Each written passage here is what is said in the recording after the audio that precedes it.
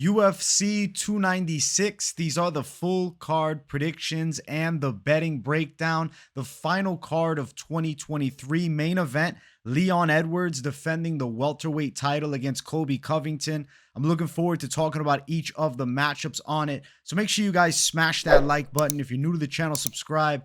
Turn the post notifications on and make sure to share the video as well. And also note, I will be live for the entire UFC 296 fight card Saturday, 6 p.m. Eastern time. Do not miss the fight companion. And let's get into the fights. Starting the card off, we got Randy Brown versus Muslim Salikhov. I'm going to pick Randy Brown to win. I think he's got a speed advantage on Salikhov. He trains a lot of boxing, and I think he's going to be good from distance here with Salikhov. As far as reach advantage, Brown's 78-inch reach, Salikhov 70-inch reach. I think this right here is going to be a very difficult reach slash style slash matchup for Salikhov to overcome at nearly 40. At one point, I was pretty high on Salikhov's game. But seeing him against Randy Brown now, especially after his last fight versus Nicholas Dalby, I don't feel like I'm jumping up and down as Salikhov's still going to make a run towards the top 15 again. Whereas Randy Brown's in that position where he's a high-tier gatekeeper. He took a loss recently. You look at it, it was against Jack Della Maddalena. Maddalena destroyed him in a round, but Jack Della's pretty damn good. I feel like we can't say that Randy Brown's got no stand-up just based off that because we've seen him box well. Wellington Turman last time wasn't over impressive. Listen, betting-wise, I wouldn't jump all over a Randy Brown as a favorite at minus 200 or more, but I think he gets a decision win over Salikhov. As far as the odds officially, we got Randy Brown at minus 260, Muslim Salikhov at plus 220. Over 1.5 is minus 265. I think there's a pretty good chance we go over 1.5. Salikhov's got nice kicks. He rips the legs well. He spins a lot. But Brown has such a reach advantage, and I think he's faster, that it's just going to be too much to overcome, especially for a 39-year-old Salikhov. He got into the game late. UFC debut was at like 33. Yeah, he's not beating Randy Brown. Brown by decision to start the card. Next fight on the card, we got Shamil Gaziev versus Martin Buday. I'm going to pick Gaziev to win. I think he could pressure Buday early on and even take him down. He's from Bahrain, but he's that Dagestani blood. And I feel like the wrestling game of Gaziev is going to be pretty on par with what you expect from someone from Dagestan. And I think that gives difficulty to Buday. As far as stand-up, Gaziev has shown pretty good boxing. I know that he made a mistake against Greg Valesco and gave up his back early in his Contender Series fight, but he did beat him in a round, and he rocked him before then with a nice straight shot. I think Gaziev's going to be a little smoother with his hands than Buday. And I think Buday thrives in fights where he can like really overwhelm and overpower his opponents. He's not going to have that here. I think Gaziev can take him to the floor. I think Gaziev can mount him. I'm kind of seeing a ground and pound stoppage for Gaziev or a submission. I think either are possible methods of victory. Initially, I was thinking TKO, so I'll say ground and pound TKO, but sub is going to be live too, especially if Buday's getting pounded from mount and then he rolls over to his stomach, gives up the back. I can see Gaziev strangling him. Now, as far as the odds, Gaziev is a plus 160 underdog. He opened at plus 170, and then Buday is minus 185 the favorite. What I don't like is when I discovered that Gaziev is like a very popular underdog pick by everybody voting on Tapology, and public underdogs a lot of the time are risky bets. But I just feel like Gaziev is going to beat Buday.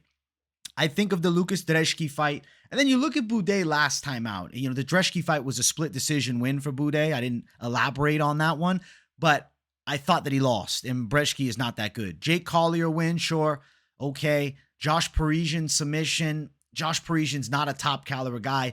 Shamil Gaziev is a good 11-0 prospect that I think could make an interesting mark on the heavyweight division, and I'm going to pick him to win. I expect him to have a wrestling advantage nonetheless. Even if the striking, Buday's touching him, and it's actually difficult for Gaziev standing up, I can see him putting Buday on his back. So Gaziev for the W. And the only loss for Buday was years ago against Juan Espino, who's a good wrestler. Pre-UFC, of course. Next fight on the card, we got Andre Fili versus Lucas Almeida. I'm picking Andre Fili to win. He should be able to touch up Lucas Almeida. I think he's the faster striker. Damn, Almeida got so badly exposed on the ground by Pat Sabatini, though. I think Andre Fili's going to get him to the mat. I feel like Fili can take Lucas Almeida down. I think he can control positions on the ground here because he showed a pretty vast hole in his game. Like, Pat Sabatini's a pretty dominating force when he can get his opponents down. I'm not arguing that fact, but Lucas Almeida got destroyed by him in the grappling positions. And I think Andre Fili would have the wrestling to put Almeida down too. But I also think Fili can strike with him. So Fili is, I think, a pretty clear-cut pick for the win in this fight. Now, I'm kind of thinking Andre Fili gets it done on the scorecards, but as iffy as the ground skills of Lucas Almeida looked dealing with top pressure last time out, he might be live by sub. Minus 180 for Fili as the favorite. Lucas Almeida's a plus 155 dog. Almeida had a good performance in loss on Contender Series against Daniel Zellhuber, a primary striker. He beat Mike Trizano in the UFC, primary striker, Ultimate Fighter winner too. But like I said, Sabatini took him out, and then Fili last time lost a coin flip decision against Nathaniel Wood, beat Algio by a split decision before that, and Algio's doing pretty solid. I think Andre Fili on the cards is pretty realistic here, but wouldn't be shocked if he pulls off a sub. Fili for the W. He should beat Lucas Almeida. Let's keep running up. Next fight on the card, we have Tagir Ulanbekov versus Cody Durden. I'm picking Tagir Ulanbekov to win by submission. I think Cody Durden, I don't want to say he gives away his neck for guillotines, but I feel like there's a potential threat of a Tagir Ulanbekov win by guillotine. I feel like you look at Durden's last fight, even against Jake Hadley at the end of the first round, he was locked in a choke, a guillotine choke. And then if you look at Durden losing, he has been submitted before. Mokaev caught him with the gilly. And I think that Ulanbekov's going to be dangerous with that threat in this fight here too. He's got, I believe, 3 wins by guillotine. And I feel like he's going to catch Cody Durden in it, because even though Durden recognizes he's fighting the Dagestani blood, a wrestling-based Dagestani, I think he's confident in his American wrestling and might look to wrestle a bit too. I would say Durden's a little more credentialed in the stand-up because he's fought as a pro boxer and kickboxer before. Ulanbekov, I think, will be fine on the feet. I expect Durden to engage in wrestling with Ulanbekov. I think Ulanbekov subs him. I'm picking Ulanbekov by submission. I'm going to ride with him. Now, could he win it on the cards and it goes long and it's like a competitive back and forth wrestling pressure type of fight? Sure. But I think Ulanbekov's live to find the neck. Ulanbekov's a minus 170 favorite. Cody Durden, the plus 147 underdog. I like Ulanbekov, and I like win by submission in this fight a lot. Next fight on the card, we got Alonzo Menifield versus Dustin Jacoby. I think Dustin Jacoby is going to knock Alonzo Menifield out. Menifield's a powerhouse, and he wings really hard shots, sometimes like awkward standing hammer fist strikes. He's definitely not as clean in the stand-up as Jacoby, but let's be honest, Jacoby, we know he's got clean stand-up, fought in Glory Kickboxing, throws good down the center line, reach is identical to the side of Menifield, Jacoby taller, but I think Jacoby would be considered the better striker from the mid and longer range here. I think Menifield's going to look to close the gap. I feel like if you're on the Menifield side, you got to try and smother Jacoby and even get him to the floor. But Menifield's not this dominating wrestler. He's a really powerful and strong guy, and he's explosive, and he punches hard, but he's significantly worse technically in the striking than Dustin Jacoby, and he's not a substantial grappling threat for him either. So I think Jacoby's going to end up having a field day once he finds his range, and I think Jacoby's knocking Alonzo Menifield out. I'm going Jacoby for the win, KO in this fight, and I think it's an impressive one. And I mean, he's probably, excited seeing Khalil Roundtree get a big win, and he feels he beat Khalil. I'm still seeing him tweet about he should have beat Khalil on the judges' scorecards after Roundtree just knocked out Anthony Smith. listen, let's see what Jacoby can do, and maybe he works his way back up into the mix. I think here against Alonzo Menifield, he's got a clear path to victory. His kickboxing is just clearly better. I'm going Jacoby knockout. He's minus 255 as the favorite. Menifield plus 215 as the underdog. What is it? Over is what? Minus 205, and the under is plus 165. I would not want to touch an over 2.5, or excuse me, over 1.5 even at minus 205. I would not. Maybe it just an under bet, at least that it's at the side of plus money, might be better with the potential for Jacoby chinning Menifield. But let's be honest here, he can win decisions. I know we're riding high. The Nzechukwu knockout win, right? Last time out for him, and I picked him over Nzechukwu, I think is an interesting spot to be in for Jacoby because he's riding high off a knockout. Maybe he thinks it'll come to him here. I kind of think that it will too. Daun Jung knockout, then Oleg Jachuk decision. I'm going to go Jacoby KO. I see him chinning Menifield. Menifield's coming off the win over Jimmy Crute. Jimmy Crute unfortunately turned out to be a bust of a prospect. Misha Cirkunov, I mean, let's be honest, Cirkunov's got like one deformed arm that he's fighting with. And then before that, Askar Mazarov, who ended up having a fake record, 17-13, after it was like at one point like 20-4 or something crazy, 27-4. I'm going Dustin Jacoby, and I'm going to say he gets the win by KO. And then a William Knight loss by Menifield 2 years ago. Yeah, Jacoby should get a dominant win. I'm going to say knockout, though. He'll sleep him. Next fight on the card, we got Casey O'Neill versus Ariane Lipski. I'm picking the side of Ariane Lipski. I don't think Casey O'Neill's that good. I'll tell you guys straight up. I went back and watched a few of her fights. I watched the Antonina Shevchenko fight, and I said, okay, if she gets dominant grappling position, she is strong from top. Was not impressed by her striking in her fight with Roxanne Modafferi. Was definitely not impressed with her fighting Jennifer Maia either. And then you look at Ariane Lipski. Even though I can't say she's jumping out the page beating these top girls, her stand-up is clearly faster and more smooth than Casey O'Neill, and it's about, can Lipski stop the takedown? I'm going to book on yes. I'm going to say she does. I'm picking Lipski to win. I think she can outstrike Casey O'Neill, and if she can stay off of her back, and if she gets to her back, if she can explode up to her feet, she's going to have a vast advantage in the striking. Brazilian Muay Thai, national champion for Ariane Lipski. So she does have a lot of striking experience. Her technique is a lot cleaner. Casey O'Neill's not that fast on the feet. Note that Casey O'Neill tore ACL in 2022, and then only fight since then is the Jennifer Maia one. I feel like she's a bit overrated. I mean, she's a big favorite in this fight. I think it's not a huge favorite. What's she at officially? Minus 190, Casey O'Neill. So she's a fair size favorite. I like the underdog Lipski to get the win. I think she can get it done. I think she's improved a good amount. She's still young at 29. I feel like she touches O'Neill up with strikes. And I think she gets I don't know. I'm thinking a potential TKO could be live. But I'll say decision, though. Because the side of Lipski, she can sting with her shots, but I don't think they flatline her opponent. I'm a little bit worried about one major thing is if O'Neill gets on top. As much as I think she's a lot slower on the feet, and I don't think she's like a substantial grappling threat to the upper echelon, it's about, can Lipski defend the takedown? I'm going to bank on the fact that she's going to stay upright here. So we're going Lipski by a decision. Next fight on the card, we got Cody No Love Garbrandt versus Brian Kelleher. Listen, guys, I picked Trevin Jones to beat Cody Garbrandt, and I recognize I was wrong. I felt that he was washed, and I still feel like he is. I'm picking Brian Kelleher to knock him out. And I know people say, but Kelleher, he's not a big knockout artist. He's still got a fast, straight punch. He's got a well-rounded game. I think the difference between Trevin Jones and Brian Kelleher is the fact that Kelleher is going to be willing to close that gap and take risks.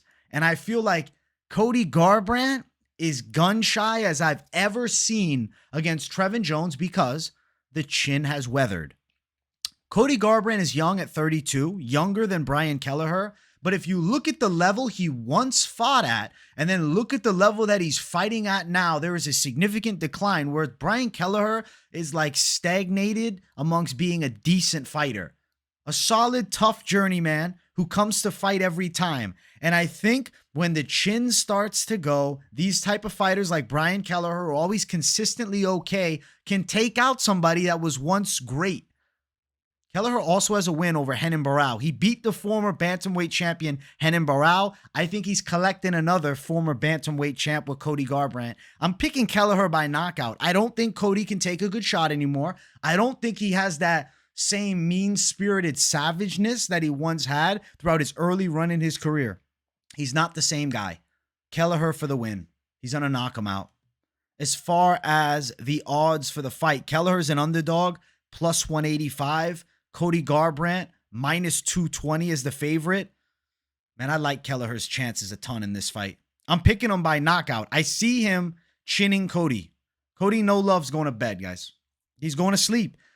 He's using more of like a defensive style and staying on the outside and trying to move a lot as opposed to the, Cody Garbrandt blitz. That's gotten him chinned a good amount. Fair enough.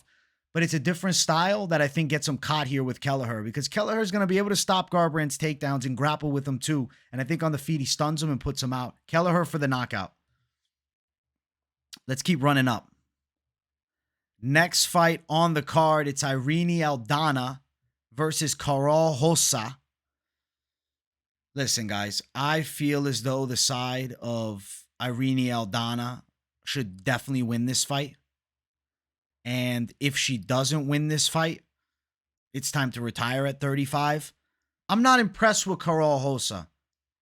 She's got decent enough boxing and brings okay pressure, but I think Aldana punches harder. I think she matches her in the striking quite well. And I feel like the grappling competency of both girls, I'll even say I'd favor Aldana slightly to be stronger and better on top. So give me Aldana to win. I feel like she gets a decision here. I know she's got some knockouts, but Karol Rosa hasn't shown to be any bit chinny. Not saying Aldana couldn't land the hammer, but I'll pick her to win it by a decision. Minus 193 for Aldana. Karol Rosa plus 168. Let's see here. Over 2.5, minus 350. I do think we're probably going over, but that's a juiced over for the fact that Irene Aldana's got knockout wins at bantamweight before. I wouldn't touch that over. Just for the value's sake, I'd rather go the fucking under with the fact that Aldana has punching power in her hands. Now, granted, does she deliver it here? She's coming off of a bad loss against Amanda Nunes. Could she be potentially a little bit gun shy? We shall find out. Nonetheless, picking her to win over Karol Rosa. Yeah, Rosa's coming off that split over Yana Santos too, which I wasn't impressed by. Next fight on the card is our featured prelim of the night. It's Josh Emmett versus Bryce Mitchell.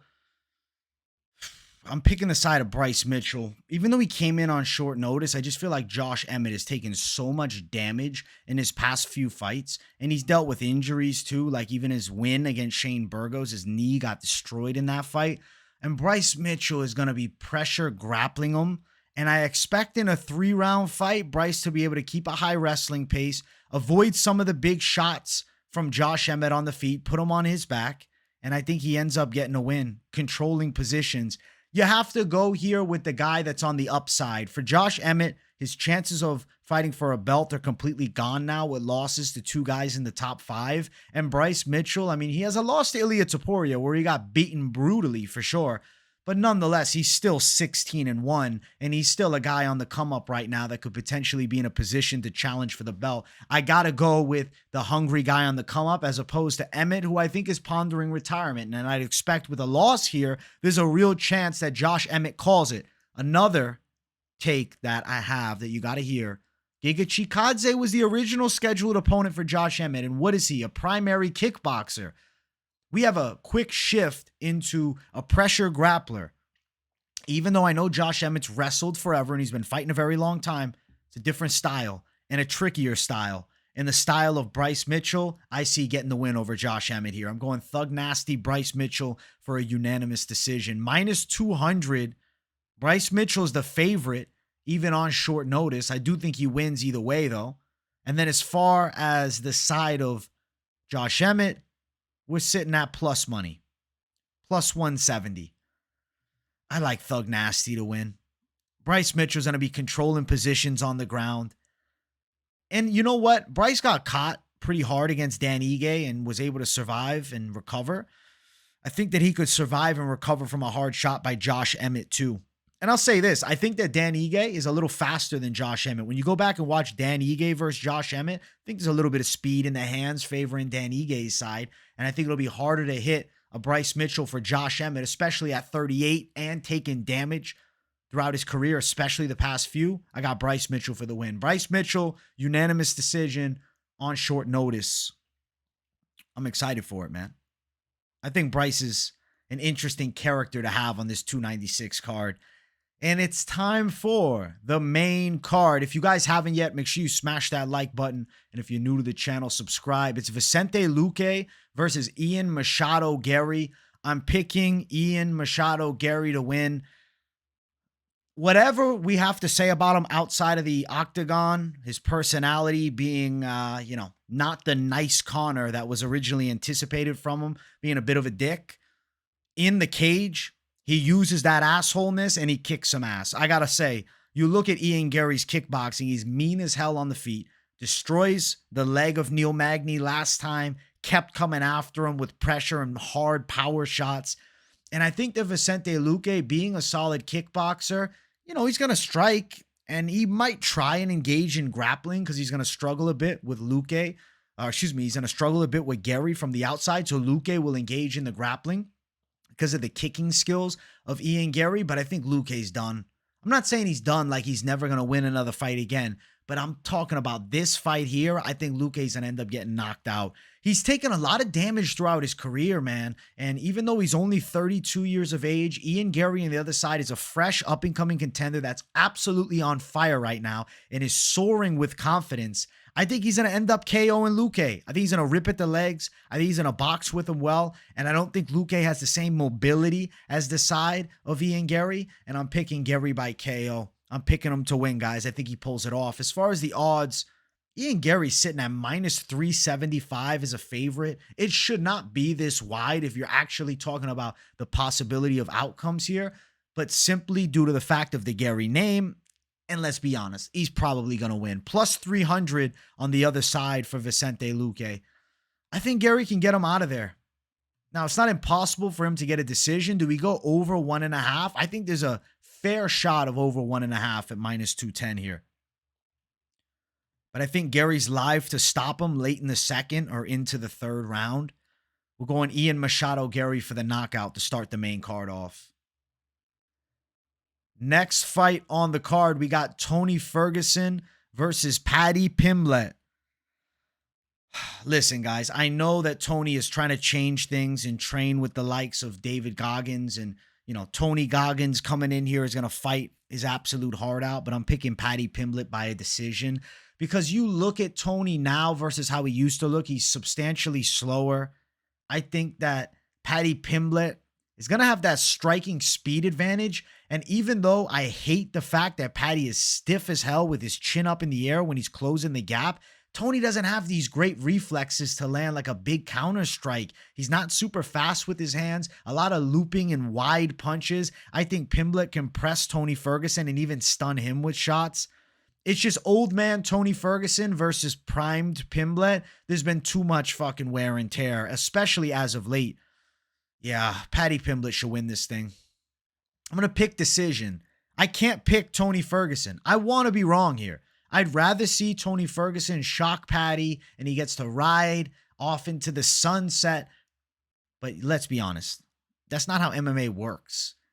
Guys normally go out either face first or out on their back. This is how the fight game goes. Last time out, Ferguson got submitted by Bobby Green. I think Pimblett will be live to sub him here too. I'm thinking I might change the pick to sub. Let's go sub. Let's actually not go decision. Submission win for Paddy the Baddy Pimblett. I see him getting the win here over T Ferg, and I'll say he gets a finish too. And he touches him a bit on the feet. Ferguson plus 275. Paddy Pimblett is minus 350. Fight ends inside of the distance is minus 200. That's unfortunate. Thought it'd be at plus money. Paddy the Baddy, minus 350. Huge favorite. But he's going to beat old man T Ferg. This is the shell of Tony Ferguson. This is not prime T Ferg. Now, I get it. Last time, Paddy was less than impressive against Jared Gordon, but Gordon just wanted him to press, or just wanted to press him against the cage and hold him. Yeah, he boxed him a bit. I'm exaggerating a little bit because I know some of you in the chat are like, no, he threw punches and caught him. Listen, I'm just saying, style here of Tony Ferguson is more to make it a real fight. And I think Paddy Pimblett will eventually find dominant position on Tony Ferguson. And I'll say he catches him in a sub. Paddy Pimblett for the win. Sorry, Tony Goggins. Next fight is our featured bout of the night. It's Shavkat Rakhmonov versus Wonderboy Thompson. I'm picking Shavkat Rakhmonov to win by submission here, and I know that Wonderboy has never been subbed as a pro, but he is nearly 41 years of age, and he's taken on a 17-year-old monster who's never won a fight by decision. So I have to say, I think Shavkat is going to pressure Wonderboy Thompson, and I do think he can touch him a bit on the feet, but I feel like he will get him in bad spots on the ground and find the submission in this fight. I'm picking Shavkat to sub him. Now, I could see him stunning Wonderboy too with the forward pressure and then Wonderboy backing up. I just have to go with the guy who's 17-0, the youth, the hype. Everything is Shavkat Rakhmonov right now. Every factor favors him. Reach, height, youth, momentum. Shavkat's going to win the fight, guys. As far as the odds for it, Shavkat is minus 625, the favorite, with Wonderboy as a plus 450 underdog. Yeah, Shavkat should definitely win, but damn, he's a wide favorite in this fight. I mean, Wonderboy has excellent kickboxing. Let's give him some credit. He just beat Kevin Holland last time out. Wasn't that recent ago. It was almost a year ago. He's got great side kicks. He strikes amazing from distance. He still can crack at 40, nearly 41 years of age. He was actually supposed to fight Michel Pereira earlier on in the year, but Pereira missed weight by a lot, and then Wonderboy chose not to take the fight, and to put him in a bigger spot against Shavkat Rakhmonov, who I think is going to give him a lot of trouble. I think Rakhmonov's got a real good pressure style. He mixes in his takedowns well, and I think he's going to be backing Wonderboy up, and will wear on him and eventually break him. So we're going Shavkat by submission over the 41-year-old Wonderboy. 40 and 10 months. Co-main event, we got Alexandre Pantoja versus Brandon Royval 2. I've been sitting on this one, and I'll tell you, I'm picking Pantoja by sub.